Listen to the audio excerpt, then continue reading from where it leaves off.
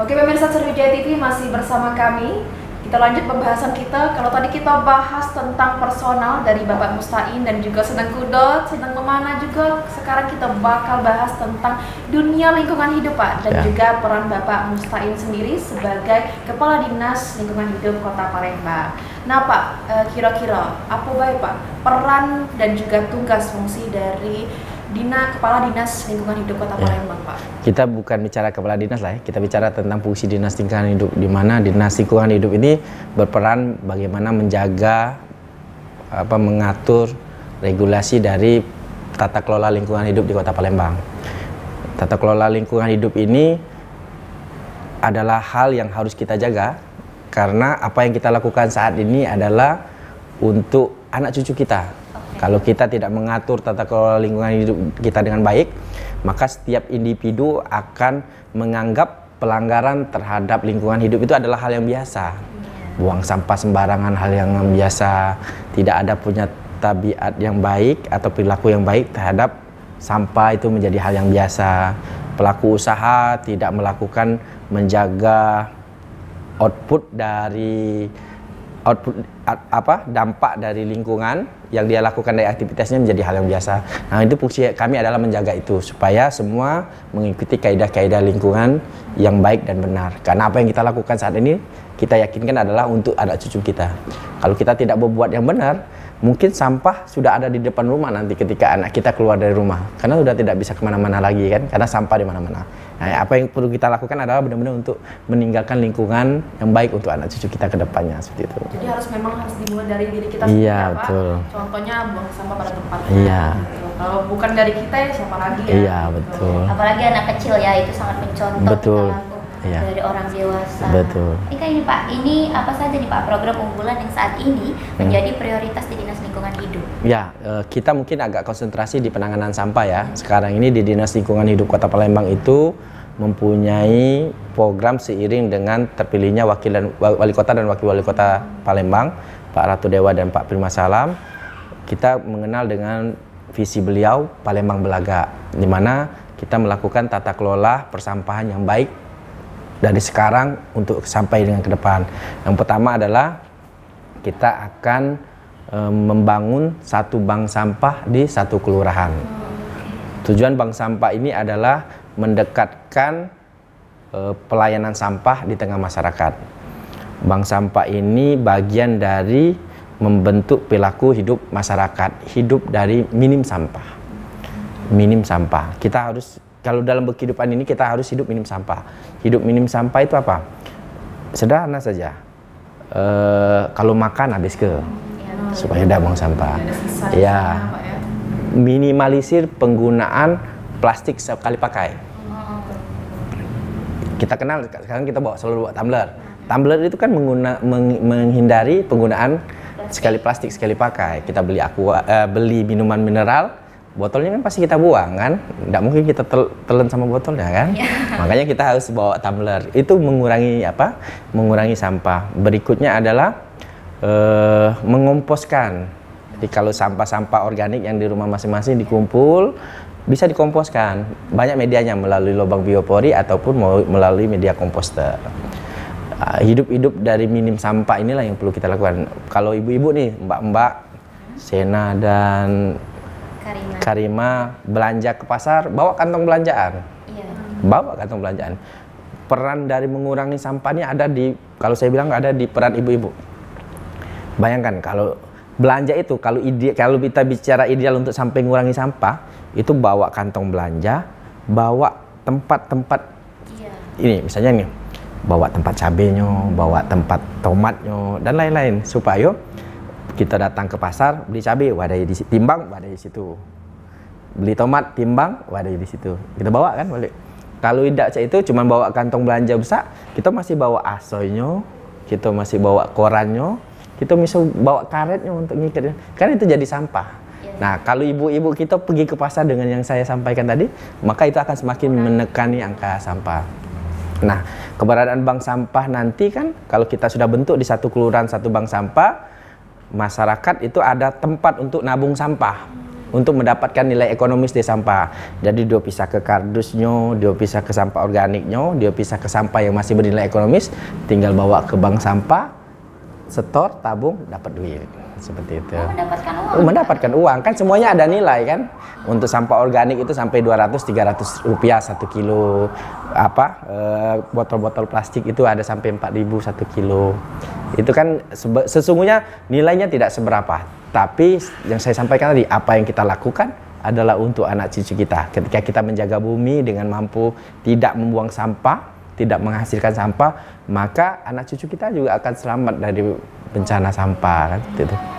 Berikutnya kita juga terus mengadukan edukasi tuh di tengah masyarakat, terutama di sekolah-sekolah. Bagaimana yang saya sampaikan tadi, hidup minim dari sampah itu menancap ke alam pikiran anak-anak sekolah, sehingga itu akan menjadi budaya, sehingga sampai ke terbawa menjadi perilaku hidup tentunya. Harus dibangun. Selanjutnya juga di hilir, kita mengenal, setelah ini kita bereskan di hulu, kita mengenal di hilir nih. Di hilir Palembang itu insya Allah akan bangun namanya pembangkit listrik tenaga sampah, PLTSA. Sekarang proses pembangunannya sudah 20% di daerah Keramasan. Itu akan dengan teknologi insinerasi, dia akan memusnahkan sampah 1.000 ton per hari dan menjadi energi listrik dengan kapasitas 17,7 megawatt. Banyak sekali Pak program unggulan dari Dinas Lingkungan Hidup. Siap. Kira-kira Pak, kenapa yang program yang Bapak sebut tadi itu menjadi prioritas utama dari Kota Palembang saat ini? Sekarang kita mengenal, kalau kita sering baca media ya, bagaimana di perkotaan sekarang benar-benar menjadi sampah itu menjadi permasalahan pelik. Kalau kita sering baca kan di Jogja lagi masalah sampah, di mana di kota-kota besar lagi masalah sampah untuk, nah ini adalah bentuk penanganan. Bagaimana sampah ini pun menjadi prioritas dari penata kelolaan pemerintah daerah. Kita ini kota besar yang punya unggulan pendapatan itu dari sektor industri dan jasa. Oh, iya. Tentunya jasa itu didapatkan dari hotel yang ramai, orang datang berdagang ke sini yang ramai. Orang datang ke Palembang mau apa? Dengan Palembang yang bersih, bebas dari sampah, itu akan menjadikan daya tarik tersendiri terhadap datangnya orang ke Palembang untuk spend duitnya di Kota Palembang. Itu akan menjadi sumber pendapatan kita. Maka PR besar dari kota adalah penanganan sampah. Maka itu menjadi prioritas kita. Jadi memang Kak, Senia, kalau misalnya sekarang Pak, bahkan bukan cuma di Kota Palembang, di Indonesia juga sudah menerapkan bahwa belanja-belanja nggak usah bawa. Iya, betul. Harus bawa, maksudnya harus bawa kantong belanja.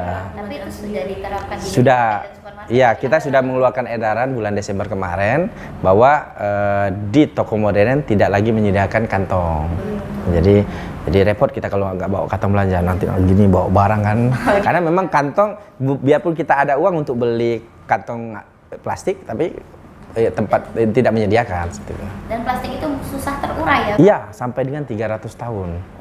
Bayangkan kita belanja hari ini, cucu ke-6 kita nanti yang masih ada itu plastiknya itu kan. Ini Pak, kalau soal Kota Palembang nih, titik fokus di wilayah apa nih Kota Palembang ini yang mungkin jadi untuk lebih ditindaklanjuti? Kalau kita bicara kota secara keseluruhan, memang kita berfokus kota secara keseluruhan itu ditangani masalah pesampahan. Tapi memang yang jadi PR adalah tentunya di tengah masyarakat, ke daerah-daerah di di tengah pemukiman masyarakat, karena kita harus membangunnya dari rumah tangga. Nah, tentunya pembangunan karakter untuk hidup minim sampah, mengurangi sampah, dan mampu mengelola sampah itu ada di daerah pemukiman. Di wilayah apa nih Pak? Boleh kita sebutkan? Tentunya dengan pemukiman dengan daerah yang jumlah penduduk yang banyak ya, seperti IB1, IT1, Sukarami, itu kan penduduknya padat dalam skala kecamatan. Nah, itu yang memang menjadi prioritas kita. Dikhawatirkan nanti banyak kurang kesadaran dari masyarakat. Iya. Siap. Apalagi kebersihan itu adalah sebagian dari kesehatan. Iya, betul. Ya. Nah Bapak, tadi kan memang masyarakat ini seperti yang sudah kita ketahui bahwa memang minim sekali gitu ya kesadarannya terhadap kebersihan, apalagi di lingkungan sekitar gitu Pak. Nah bagaimana Pak Dinas Lingkungan Hidup itu menjalin kerjasama lah ya Pak dengan masyarakat dan juga komunitas yang ada di Kota Palembang? Ya, kami intens memohon bantuan atau berkoordinasi dengan beberapa komunitas untuk terus membumikan hidup minim sampah, perilaku yang menjaga lingkungan tentunya. Dan paling penting adalah kami membangun ini ke sekolah-sekolah. Kita mengenal dengan program Sekolah Adiwiyata, di mana penilaian terhadap sekolah yang mampu membangun siswa dan membentuk lingkungan yang baik. Itu kami lakukan penilaian di sekolah-sekolah, bekerjasama dengan Dinas Pendidikan. Kita melakukan penilaian setiap tahunnya untuk memilih mana di sekolah-sekolah yang mendapatkan predikat Adiwiyata. Berikutnya juga di skala kelurahan kita membentuk program Kampung Iklim, di mana kita mengadakan penilaian, melakukan pendampingan untuk menjadikan suatu kelurahan itu tata kelola lingkungannya baik.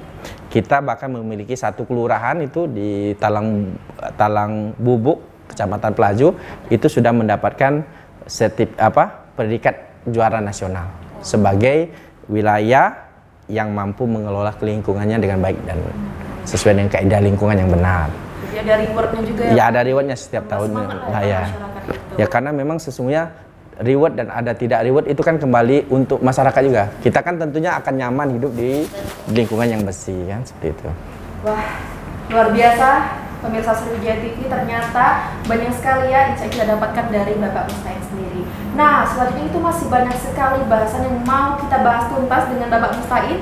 Jadi jangan kemana-mana, tetap di Cerita Bang Vito, cerita kita galau.